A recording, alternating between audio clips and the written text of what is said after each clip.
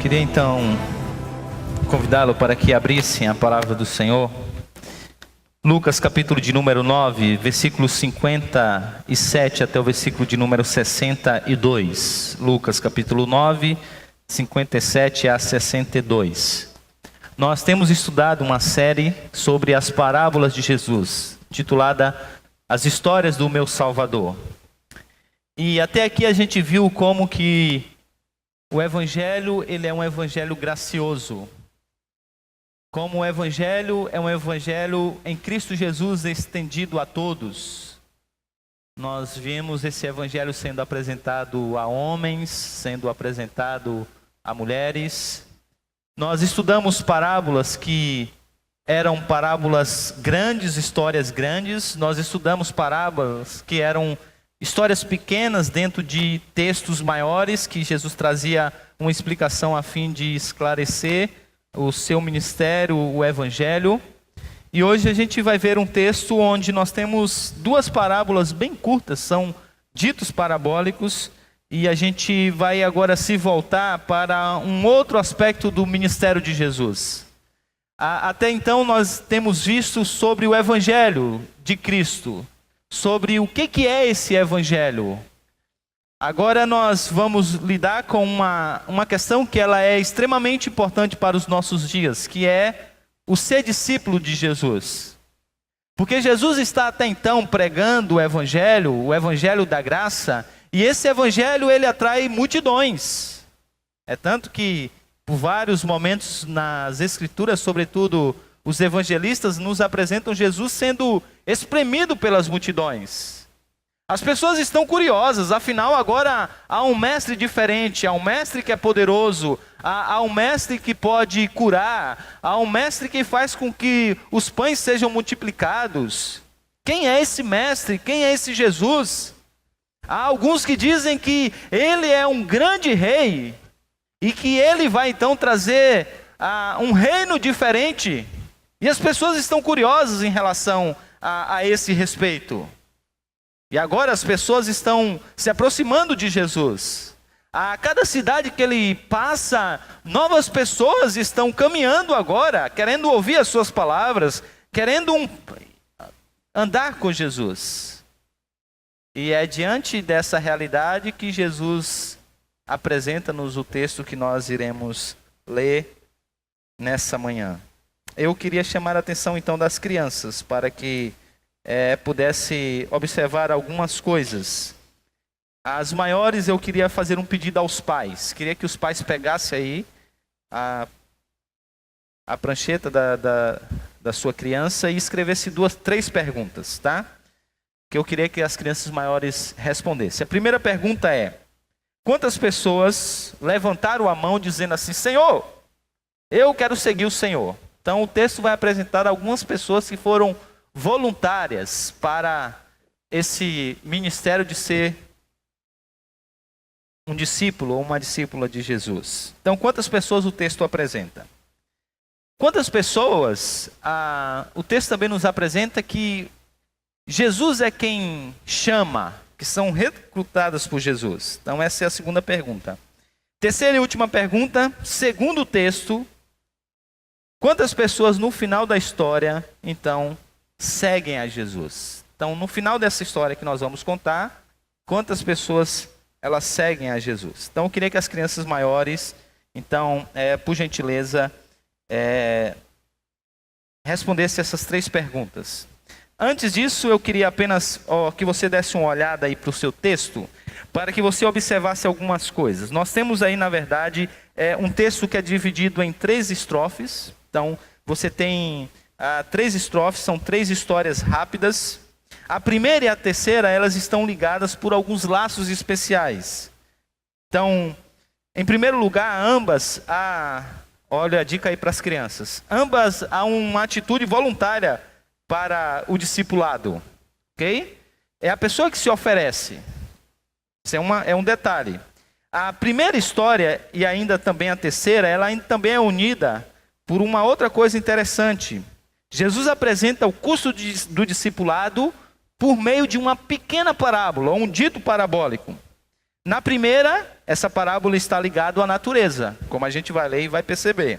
Na segunda, há os costumes agrícolas do campo na Palestina do primeiro século.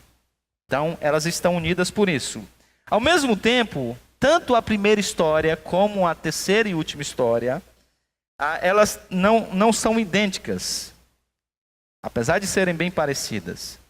Na primeira, o homem se oferece para seguir Jesus de forma incondicional e é desafiado a considerar o preço alto desse discipulado.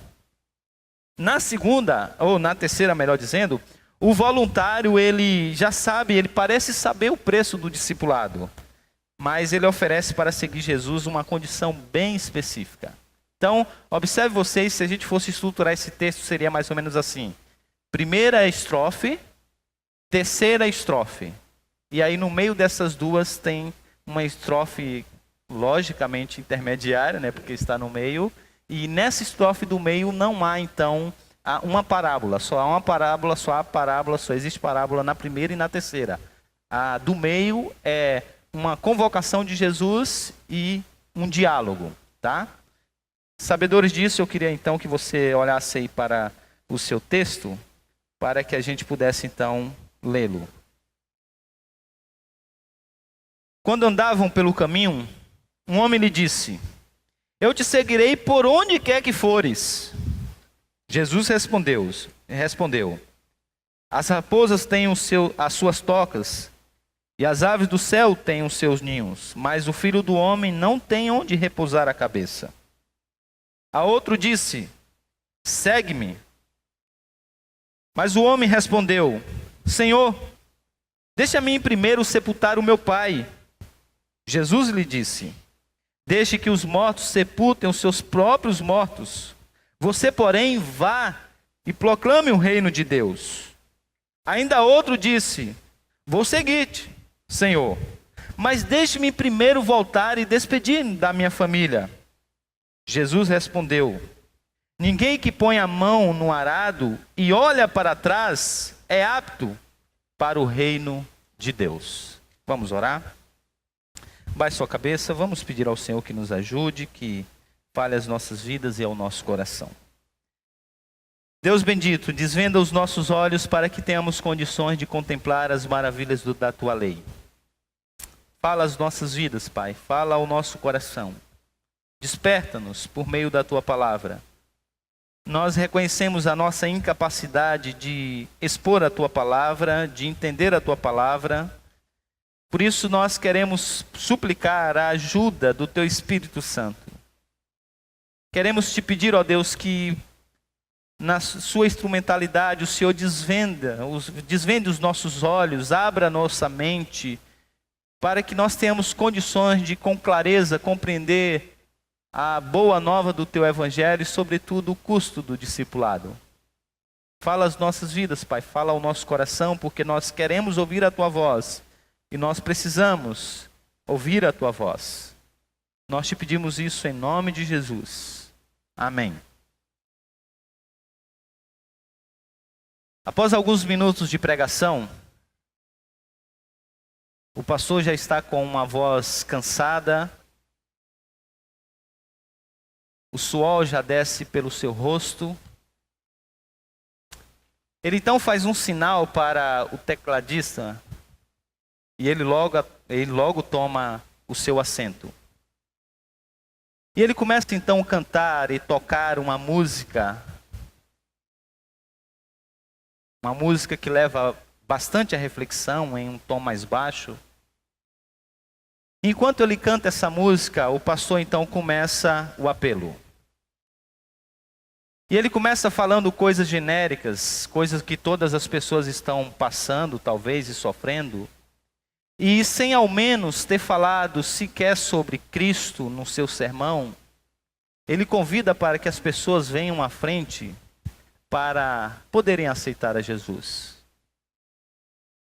Em alguns casos, ele faz até promessas que Cristo nunca fez. E as pessoas vêm à frente. Tomadas por esse sentimento emocional, e com pouca compreensão da decisão que ela está realmente tomando, ela ali está à frente da igreja e recebe uma oração do pastor. Em alguns casos, ela recebe um curso, talvez, de discipulado por correspondência ou coisa dessa natureza. E aí então nós temos diante da igreja mais um ou mais um discípulo ou uma discípula de Jesus. Essa cena ela parece ser estranha, mas ela é mais comum do que a gente imagina em muitas igrejas. E ainda mais superficial do que eu acabei de descrever em muitos lugares. Recentemente eu assisti, por exemplo, um programa no History, que é um jornalista que resolve se infiltrar em vários meios, no meio político, no meio do ocultismo, no meio do MMA, e ele se aventurou a se infiltrar no meio dos evangélicos. E ele tinha uma missão: abrir uma igreja. E ele então chama e convida alguém que ele descobriu em um blog, que era uma espécie de personal pastor. E ele quer abrir uma igreja porque ele quer alcançar os corintianos. Não vai ter muito sucesso, né? E aí o personal pastor disse para ele que ele precisava então, primeiro ele precisava conhecer a Jesus. E ele diz: como é que eu faço isso? E ele diz: é muito simples, responda comigo. E aí ele começa a dizer: diga comigo. E ele fala: eu, fulano de tal, aceito Jesus como meu único Salvador. E o repórter diz. E depois disso ele diz: então tá pronto, é isso aí. O repórter, até tomado por uma surpresa, diz: mas é só isso?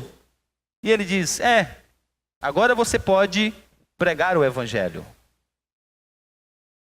A grande questão é que o evangelho não foi exposto. Quem é Jesus? O que ele fez por ele? Ou qual é o custo de se seguir a Jesus? Nada disso foi dito. De tal maneira que as pessoas estão vindo a Cristo sem saber quem ele é. E muito menos qual é o custo de ser um discípulo de Jesus. E a superficialidade ela é tão grande que recentemente foi feita uma pesquisa nos Estados Unidos. E a grande parte dos pesquisados, eles disseram que o Sermão do Monte é um sermão que foi pregado por Billy Graham. Eles mal sabiam que o Sermão do Monte foi um sermão que Jesus pregou. E talvez a mensagem, o aspecto ético do reino de Deus ali se faz presente. Por isso que a gente precisa mais do que nunca se voltar nos nossos dias para textos como esse que nós acabamos de ler. Porque aqui é exatamente a mesma situação que nós estamos vendo nos nossos dias. As pessoas estão cada vez mais se aproximando de Cristo. Segundo as estatísticas, nós já somos mais de 42 milhões de evangélicos no nosso país. Somos o grupo que mais crescemos. Mas a pergunta é: será que nós realmente estamos entendendo o evangelho? Será que as pessoas que se dizem evangélicas no nosso país, elas sabem o que é seguir a Cristo? E como aquela multidão que estava à volta de Jesus durante o seu ministério, mas que havia sumido ao pé da cruz, nós nos encontramos hoje. E é interessante que as multidões estão seguindo a Jesus e ele então decide fazer alguns questionamentos. E nesses questionamentos a pergunta que fica subentendida por Jesus é isso mesmo que você quer?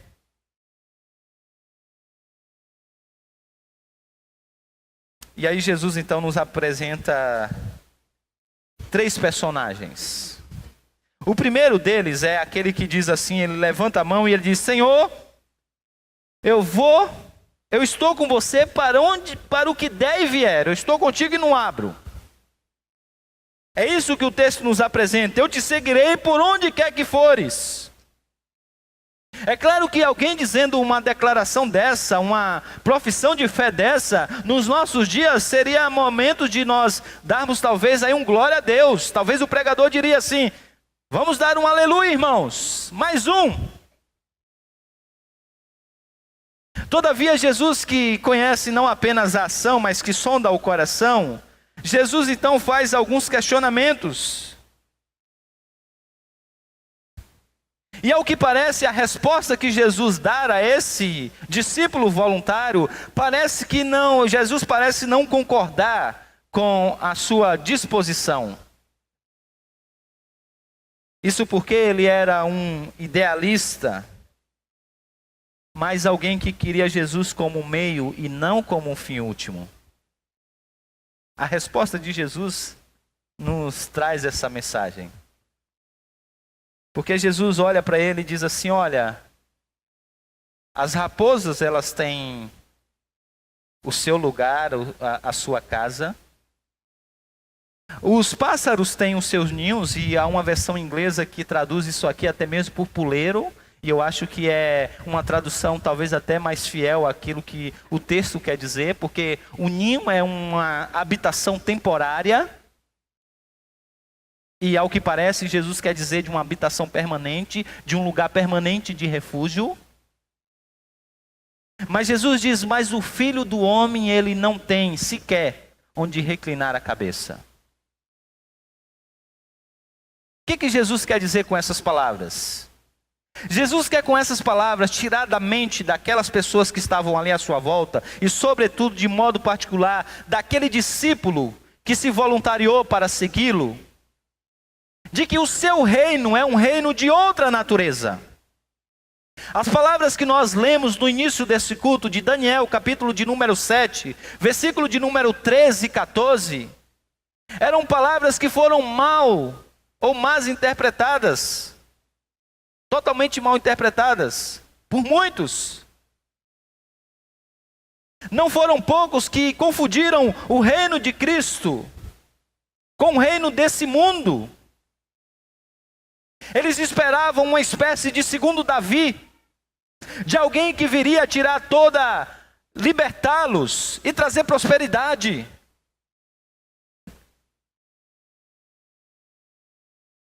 Então, o que esse jovem está dizendo é: olha, nos apresenta um grande rei que vai trazer prosperidade, que vai trazer muita bênção. Eu quero ir com esse cara. Isso não está apenas na mente desse que se está se colocando como voluntário. Na verdade, isso está na mente de muitos dos discípulos. Muitos dos discípulos têm essa ideia errada, é tanto que depois que Jesus morre, eles somem. E Jesus diz: honestos e tardos de coração. Será que vocês não leram as Escrituras? Elas já diziam que era necessário que eu padecesse. E olha que coisa interessante, porque esse texto aqui, que nós acabamos de ler, é o texto que dá início, como eu disse na liturgia, a caminhada de Jesus para a cruz. Jesus está em um momento do seu ministério onde ele está caminhando para a cruz. E é exatamente nesse momento de largada que o homem diz: olha, eu vou com o Senhor para onde o Senhor for. Onde quer que tu fores, eu estarei presente. Eu estou contigo para o que der e vier. E aí Jesus diz assim: filho,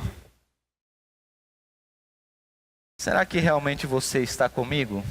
Você sabe quem eu sou? Você sabe para onde eu estou indo? Você sabe o que vai acontecer comigo? Jesus está dizendo assim para ele: olha, eu estou saindo daqui, eu vou ser rejeitado pelas autoridades, tudo quanto diz respeito às autoridades religiosas, essas autoridades elas vão me rejeitar. Os políticos, eles não querem Eu não sou uma pessoa um pouco atraente para eles. Na verdade, as multidões vão gritar para mim: crucifica-o, crucifica-o. E é isso mesmo que você quer? É isso? Você está entendendo o que é que nós estamos falando aqui? Isso aqui nos apresenta pelo menos 3 lições. A primeira delas diz respeito à pregação do evangelho nos dias de hoje. Sabe por quê? Eu estava refletindo nessa semana, nós estamos vivendo em um tempo de cruz asterisco. E deixa eu explicar o que é isso. Você sabe aquelas propagandas que você pega em um panfleto ou em um jornal, que tem lá um preço, por exemplo, apartamento, apenas 430 mensais.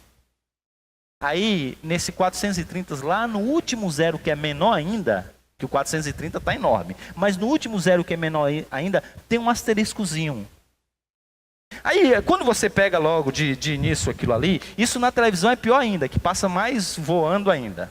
Você pega aquilo ali e fala: nossa, 430 mensais. Vou sair do aluguel. Aí você vai lá ver o decorado, né? Aí o moço falou: não, é porque tem um asterisco. Olha, eu vou explicar então para o senhor como é que é. Bem, no ato da compra, o senhor tem que pagar 15 mil, tá? Depois desses 15 mil, o senhor tem que pagar 2 parcelas anuais de mais 15 mil, ok? E também o senhor tem que pagar 31 parcelas de 430, que é esse que está aqui, tá? E aí depois desse período, o senhor ainda tem que pagar 2 parcelas semestrais de 5 mil. E aí no final, o senhor tem que pagar uma parcela de 280 mil que o senhor pode financiar. E aí o senhor tem um apartamento. Aí a pessoa diz assim: entendi. O evangelho cruz asterisco é mais ou menos isso. A pessoa ela é atraída por uma mensagem da cruz, que é uma mensagem fantástica. É muita prosperidade. Se tu tem um carro, tu vai ficar com 2. Olha, doença aí, rapaz, pode cancelar o plano de saúde. Não vai ter mais esse negócio na sua casa. Não vai ter mais doença. E aí ele põe todos os benefícios do evangelho. E aí tem um asteriscozinho lá. Aí quando o cara, depois que ele já está lá na empolgação, as coisas começam a não acontecer como ele esperava. E aí ele chega e diz assim: olha, mas parece que, sei lá, não está acontecendo na minha vida. Você não viu o asterisco? Tem aqui o asterisco. Se você quer seguir a Jesus, você tem que negar a você mesmo. Às vezes você vai ter que abrir mão da sua família. Esse negócio de mundo e pecado, não, isso é outra coisa, não pode. E aí, olha, tem tudo isso aqui então, tem um asterisco, isso está lá no evangelho. Aí a pessoa diz: o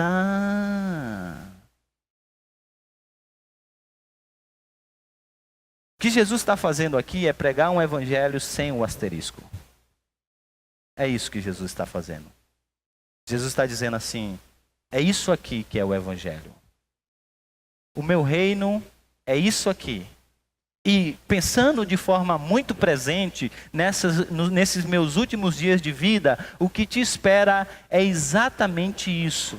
Você quer ir comigo? Nós não vamos ter nem lugar para dormir. Você quer ir comigo? Você vai ser uma pessoa rejeitada. Você quer ir comigo? Você vai ser uma pessoa que vai ser mal vista pela sociedade. É isso mesmo que você quer? Observe então que Jesus, diferente de muitos de nós pastores, Jesus não está preocupado com números. Porque aqui alguns dos discípulos dariam um cutucão de Jesus e diriam assim: mestre, peraí, Senhor, o Senhor fica dizendo aí que a seara é grande, os trabalhadores são poucos. Olha o menino aí, rapaz. Ele está se dispondo, Senhor. Mais um. Se o Senhor continuar desse jeito aí, vai sobrar essa missão só para nós 12 aqui. Como é que vai fazer? Mas Jesus não está preocupado com isso, gente. E outra coisa, presta atenção, aparentemente parece que essa é uma mensagem desmotivadora. Mas não é. essa é uma mensagem desmotivadora para os bodes, não para as ovelhas. Para as ovelhas, isso aqui é mensagem de consolo. Sabe por quê? Eu vi um teólogo que ele disse uma coisa interessante sobre esse texto. Ele disse assim, que quando Jesus está falando isso, achei muito interessante o que ele diz. Ele diz assim, que quando Jesus está falando isso, ele não deseja nos desencorajar, mas ele deseja que nós saibamos a verdade. Para quê? Para diante da dificuldade, a gente saiba exatamente o que nos esperava. Agora imagine um discípulo que entendeu exatamente o que vai acontecer com Jesus. E aí quando chegar a dificuldade, ele diz, eu estou pronto porque eu sabia disso. É como um missionário que sai mundo afora para pregar o evangelho, mas ele não sabe o que lhe aguarda. Você manda alguém para o Oriente Médio e diz assim, olha, tranquilo, pessoal receptível, você vai tomar café o tempo todo. Sabe, pessoas de tudo, pessoal jóia, gente boa. Lá, olha, eles vão querer ouvir você. Eles vão te parar na rua para colocar para dentro da casa dele para ouvir a mensagem. Aí vai um missionário todo empolgado, chega lá, eles estão cortando a cabeça de quem é cristão. Missionário, então, é mais rápido ainda. Para esse cara, isso não é motivação. Mas se ele sai daqui do Brasil sabendo, olha, vai ser difícil, as pessoas não vão querer ouvir, eu preciso ter cuidado com algumas pessoas. Isso é motivação diante da dificuldade que ele estará lá enfrentando. Então essa mensagem de Jesus aqui, aparentemente é uma mensagem desmotivadora, mas não é. Para as ovelhas isso é um ânimo, é uma exortação, é um conforto. Diante das dificuldades, aos pés da cruz, eles estão eles estão ali diante do Senhor, sabendo do que estava acontecendo. Ou seja, o evangelho sem asterisco nos prepara para a vida, mas não para a vida no mundo do País das Maravilhas, mas para o que é a vida cristã, para o que é ser discípulo de Jesus. Aí nós chegamos então ao segundo homem. O segundo homem, versículo de número 59, versículo de número 60. Observe vocês que aí há uma estrutura nesse texto. Versículo de número 59, logo no início, diz assim: a outro disse, ou seja, Jesus diz, né? Segue-me. Então, há um chamado da parte de Jesus. Aí vem a resposta do homem: Senhor, deixa-me ir primeiro sepultar o meu pai. Em resposta a isso, Jesus faz uma contra-resposta, né? Deixe que os mortos sepultem os seus próprios mortos. E aí, finalmente, ele reafirma o chamado. Você, porém, vá e proclame o reino de Deus. Há duas interpretações para esse texto. A primeira é que esse homem acabara de receber a notícia de que alguém da sua família havia morrido. Seu pai talvez havia falecido. E ele está ali com Jesus e ele diz assim, Jesus chama, diz, você vamos. E ele diz, Senhor, deixa que eu vá sepultar o meu pai e eu volto e eu sigo o Senhor. Essa é a primeira alternativa. A segunda interpretação, e eu acho que é mais provável para esse texto, é que essa expressão, deixe os mortos sepultar os mortos, seja uma expressão idiomática, ou seja, uma expressão idiomática é algo que tem em uma língua que ela não pode ser traduzida de forma literal. Há um significado por trás daquilo. Que você não pode entender aquilo na sua forma literal. Por exemplo, quando alguém diz assim que um jogador fez o gol de placa, você não imagina que o zagueiro lá, durão, chutou, a bola bateu na placa e entrou. Essa é uma expressão, se alguém de fora vem para o nosso país, gol de placa, como assim? E aí você precisa explicar que um gol de placa é quando o cara faz um gol bonito, pega a bola do meio do campo, dribla todo mundo e faz um gol, porque ele merece uma placa naquele estádio. Então, aquele é um gol de placa. Então, se essa aqui é uma expressão idiomática, ela tem um significado maior do que isso.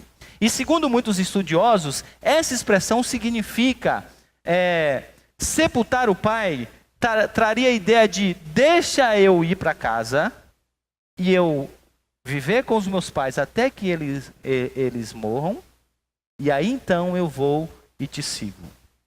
Isso é encontrado, esse raciocínio é encontrado tanto no mundo antigo como em muitos países do Oriente Médio até hoje.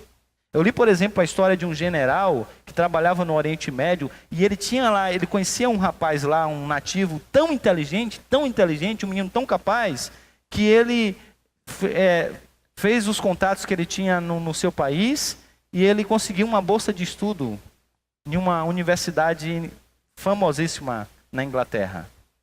E ele disse assim, falou isso para o menino, ele disse assim: deixa eu sepultar os meus pais e depois eu aceito esse convite.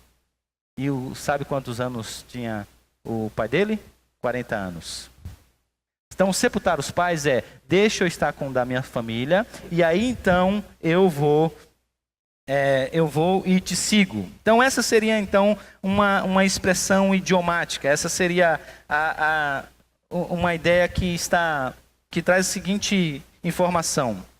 A minha comunidade me faz certas exigências e me força, e a força dessas exigências é muito grande. Ou seja, eu estou inserido, Senhor, dentro de uma cultura onde o filho precisa estar com o pai, perto do pai, para cuidar das coisas do pai na sua velhice, até que ele parta e ele tenha um final de vida digno. Então, é evidente que o Senhor não quer frustrar essas expectativas. E aí Jesus diz: não, mas é exatamente isso. Aí, duas aplicações que nós aprendemos com isso, tá? A primeira delas seria em relação à urgência da missão. Eu disse para vocês que Jesus está indo para onde? Para a cruz. Jesus tem poucos dias de vida. Jesus diz: filho, se você voltar para casa, até que o seu pai se vá, você nunca vai conseguir ser o meu discípulo. Eu já estou indo para Jerusalém. Então é agora ou nunca. Essa é a primeira ideia. A missão que eu estou apresentando para você é uma missão urgente. Agora, uma segunda coisa, e aqui para mim é fantástico isso aqui. Uma segunda coisa que eu acho que esse texto está nos levando a entender, se nós considerarmos que isso é uma expressão idiomática, é que Jesus está levando a romper com tudo que é cultural e social. É isso que Jesus está dizendo. Então, o que Jesus está aqui então apresentando é exatamente um rompimento com tudo que que está ali à sua volta, com tudo que a cultura diz, com tudo que a cultura apresenta. Então, é uma espécie de mudança de cosmovisão. É como se ele estivesse dizendo assim, ou mudança de visão do mundo, de ver a vida. Até então, esse jovem ele está embebecido pela cultura da sua época, pelos valores da sua época. E Jesus está dizendo: olha, se você quer ser o meu discípulo, e se você quer fazer parte desse reino, você precisa mudar a sua maneira de ver o mundo. E os valores do reino precisam estar acima dos valores da cultura e da sua sociedade. Aí isso toma então, gente, tons muito mais profundos. Porque o que Jesus está dizendo aqui, e isso pode ser apresentado da seguinte maneira: a lealdade a Jesus e ao reino que ele está inaugurando é mais importante do que a lealdade às normas culturais de uma sociedade, não importa quanto exigentes elas sejam, quanto antigas elas sejam, quanto arraigadas elas estejam em nós e quanto sagradas elas sejam. Então, como a gente pode entender isso? Imagine um muçulmano que é chamado por Jesus. Ele está envolvido em uma cultura que ele não tem como seguir a Jesus. Ele vai dizer: Senhor, como é que eu vou te seguir? Literalmente, meu pai pode me matar. Essa é a minha cultura, Senhor. Isso aqui é o que está dentro de mim. Não precisa ir longe, gente. Em alguns lugares do Brasil, deixar o catolicismo para aderir à fé cristã é morrer para a família. No meu primeiro campo missionário, veio uma moça dos Estados Unidos. E ela foi uma vez visitar a nossa igreja e depois ela sumiu. E eu falei assim: olha, mas fulana de tal, eu pensei que ela estaria aqui com a gente. E aí eu fui visitá-la, visitei por uma vez, visitei pela segunda vez. E eu falei, o que que aconteceu? Eu fui informado que Deus te chamou para ele lá nos Estados Unidos. E ela disse assim, pastor, senta aqui que eu quero contar uma coisa para o senhor. Você, a minha mãe, ela é muito católica. Eu fiquei muito tempo fora. E agora eu voltei dos Estados Unidos e ela não concebe a ideia de eu abandonar a fé católica para me tornar uma cristã. Então, o senhor não sabe o dilema familiar que eu estou vivendo. A mensagem de Jesus para essa mulher é: os valores culturais da sociedade, da família, esses valores não podem estar acima dos valores do reino de Deus. Segue a Jesus. Agora, presta atenção que isso tem muito mais a ver com a gente agora. Porque você pode falando assim, ok, já sou um cristão, não tenho nenhum parente muçulmano, minha família é católica, mas já me aceitou bem. Mas isso aqui tem tudo a ver com a gente hoje. Porque a mensagem de Jesus ainda é a mesma. Os valores da sociedade na qual nós estamos inseridos, os valores da cultura na qual nós estamos inseridos, esses valores, eles não podem exigir de nós uma lealdade, nós não podemos ter uma lealdade maior para eles do que para Cristo. Porque se nós fizermos isso, nós não estamos aptos para o reino de Deus. Então, a obscuridade do meu entendimento vai ficar mais clara agora. Os valores, por exemplo, desse mundo, eu queria citar apenas alguns. Esse mundo tem uma frase que diz que tempo é dinheiro. Tempo é dinheiro. A Revolução Industrial trouxe isso para nós. Não é à toa que no centro de Londres, em um dos cartões postais tem uma torre enorme e um relógio enorme. Não é por acaso aquilo ali. Porque tempo é dinheiro. Esse é um valor inerente da nossa sociedade e da nossa cultura. Viva por esse valor e diga para mim como que você vai ser um discípulo. Como que você vai fazer parte do reino de Deus. Se tempo é dinheiro e você quer ganhar dinheiro, você nunca vai ter uma hora para visitar ninguém. Porque você está perdendo dinheiro. Então você não vai ter tempo para vir para a igreja. Porque vir para a igreja e ir para o estudo durante a semana é perder dinheiro.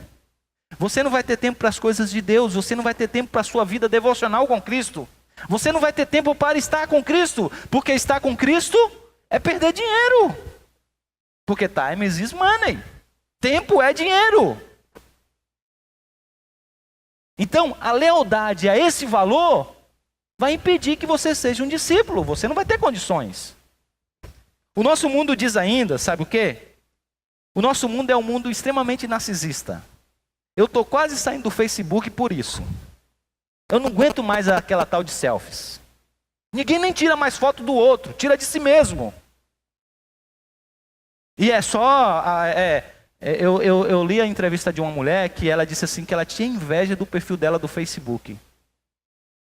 Porque ela disse assim, ô mulher alegre e feliz é aquela mulher lá do Facebook. Agora eu na minha casa, que tristeza. Que ela abriu o Facebook dela, cada foto bonita, né, cheia de pessoas. Ela dizia assim, eu queria ser essa mulher do virtual. É duro ser a mulher do real. A gente vive uma sociedade totalmente narcisista, voltado para si mesmo. As pessoas estão na autocontemplação. O negócio é tão absurdo que lá, isso foi até caso de escândalo, num velório do Eduardo Campos. A mulher tem que fazer o quê? Um selfie. Tem que tirar uma foto. Porque ela quer aparecer. Então ela quer glória, ela quer evidência. Esse é um valor do nosso mundo. Seja leal a esse valor. Eu duvido que você vai conseguir ser um discípulo. Porque o discipulado, na vida cristã, no reino de Deus, é lugar de gente humilde. Por isso que não deu certo a proposta lá da mãe de Tiago e João. Senhor, no teu reino, meus dois meninos, Senhor. Um dá o ministério da economia, o outro dá o ministério da educação, um à tua direita, outro à tua esquerda. Tudo quanto é foto, estão lá eles. Quando põe uma foto no Facebook, Senhor, está lá os dois do lado do Senhor. E aí Jesus disse, vocês não entenderam. O reino de Deus não é lugar disso, gente. Vocês não entenderam nem o que é o meu reino. Então a nossa sociedade é extremamente narcisista. Seja leal a esse princípio. E eu quero ver se você vai conseguir ser leal ao reino de Deus e ser um discípulo. A nossa sociedade é marcada pelo individualismo. Somos uma sociedade cada vez mais individual. Então seja leal a esse princípio. E eu quero ver se você vai ser um discípulo. Aí Jesus reúne 70 e diz, olha, vocês vão sair pelas cidades pregando o evangelho do reino de Deus 2 a 2. Aí um levanta e diz, ô Senhor, eu posso ir sozinho? Não dá, Senhor, eu posso ir sozinho? Sim, sabe, eu já estou acostumado, tudo sozinho. Então, eu vou sozinho, posso ir sozinho? Jesus diz, não, é 2 a 2. Então seja leal ao princípio do individualismo. É possível ser discípulo de Cristo? E a resposta é não. Então o que Jesus está colocando aqui é muito mais do que um abandono familiar, como esse texto é interpretado. É muito mais do que Jesus está dizendo assim, não, sabe, já morreu, não tem mais jeito, vamos buscar os vivos. Jesus está dizendo assim, rompa com tudo que é cultural, com tudo que é social, mas que te impede de seguir o reino de Deus, porque essa é uma missão urgente. Mas a lealdade, você não pode ter essa lealdade às duas coisas. E aí nós vamos então para o terceiro e último. Porque o terceiro e último diz assim, Senhor, ele é voluntário mais uma vez. Vou te seguir, mas deixa primeiro voltar e despedir da minha família. A resposta de Jesus parece contrapor esse pensamento. Ele diz, ninguém que põe a mão no arado e olha para trás é apto para o reino de Deus. Então a semelhança do primeiro, ele se voluntaria. Mas Jesus então questiona a sua motivação. Porque ele diz assim, deixa primeiro voltar e despedir da minha família. Essa aqui também é uma coisa que a gente precisa entender bem. Esse verbo ele aparece mais 4 vezes no Novo Testamento. As 4 vezes que ele aparece, ele é traduzido com a ideia de despedir. Jesus se despedindo, Paulo se despedindo dos irmãos em Atos capítulo 18. Paulo mais uma vez se despedindo de alguns irmãos da igreja. Só que nesse texto aqui, ele é muito mais do que, Senhor, o que ele está pedindo aqui não é, Senhor, deixa eu ir lá falar com a manhinha, e aí a gente vai vou só me despedir, falou manhinha, estou indo. Não. Você sabe o que ele está dizendo aqui? Ele está dizendo assim, Senhor, deixa eu voltar e pedir a bênção do meu pai. Agora faz mais sentido para os mais antigos? Eu ainda vivi essa época, onde você não podia fazer nada sem que você fosse lá e dissesse, pai, eu posso ir com a tua bênção? Eu ainda sou da época em que eu tinha que beijar a mão dos meus tios e dizer, benção tio. Porque eu precisava sair do lugar com a bênção. E é isso que ele está dizendo. Permita eu ir dizer ao meu pai e pedir a bênção do meu pai. E se ele der a bênção, eu vou. Se não, eu não vou. E aí Jesus então conta uma parábola bem curta. Aquele que põe a mão no arado, ele não pode olhar para trás. E se ele faz isso, ele não está apto para o reino de Deus. O arado era, aqui a ilustração é de alguém que segura o arado com uma mão para cavar a terra. E ele segurava na outra mão, na mão esquerda o arado, na mão direita uma espécie de vara. E ele conduzia o boi com a vara e eles caminhavam. Só que ele precisava ter muita atenção para isso. Se ele olha para trás, o boi pode sair do rumo e acabar todo o trabalho. O que ele já tinha feito, a semente que já foi plantada poderia ser arrancada. Ou se não, o arado pode bater nos pés traseiros do boi, isso poderia machucá-lo, isso poderia trazer dificuldade. Então, o ponto de Jesus é que você não pode ter atenção dividida. Por quê? Isso a nossa mente não pode. A nossa mente não pode ter a atenção dividida. Então, só para que vocês tenham uma ideia.